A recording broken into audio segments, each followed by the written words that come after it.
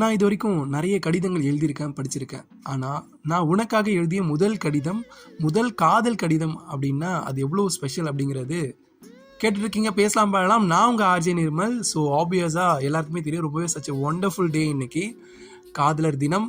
So காதலுக்காக மட்டுமே ஒரு நாள் கொண்டாடுறோன்னா அப்போ அந்த எவ்வளோ ஸ்பெஷலான ஒரு ஃபீலிங் பாருங்களேன் அந்த காதல் அப்படின்ற வார்த்தைக்கு.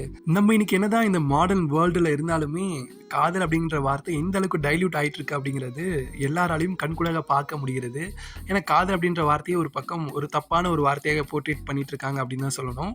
பட் இந்த காதல் கடிதங்கள் அப்படின்றது சுத்தமாக எல்லாமே போயிடுச்சுன்னு கூட சொல்லலாம். பட் இந்த காதல் கடிதத்துக்காகவே ஒரு கவிஞன் அந்த அளவுக்கு ஒரு பாடல் எழுதியிருக்காருன்னா யாரால் நம்ப முடியுதா?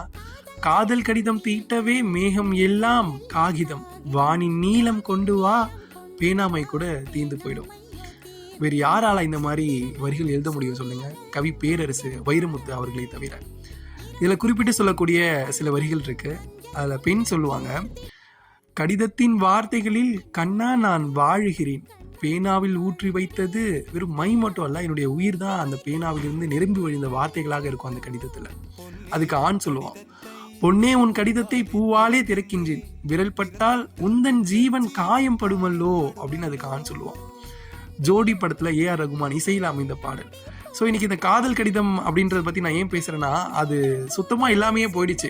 ஒரு பக்கம் இந்த டிஜிட்டல் பிளாட்ஃபார்ம்ஸ் அதிகமாக ஆக காதல் கடிதத்துக்கான ஒரு வேல்யூ, அந்த காதல் கடிதம் அப்படிங்கிறத பார்க்கவே முடியல. ஏன்னா முன்னாடி அந்த காதல் கடிதங்கள் அவ்வளோ ஒரு இம்பேக்ட், ஒரு புதுவிதமான ஒரு உணர்ச்சிகளையும் உணர்வுகளையும் காதலருக்குள்ள உருவாக்கும்.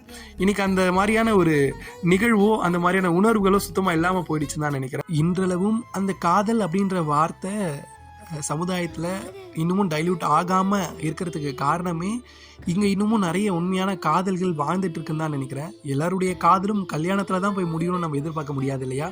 ஆனால் அந்த காதல் உணர்வுகளுக்கு நீங்கள் எந்த அளவுக்கு உண்மையாக இருக்கிறீங்க அப்படின்றதெல்லாம் இருக்குது.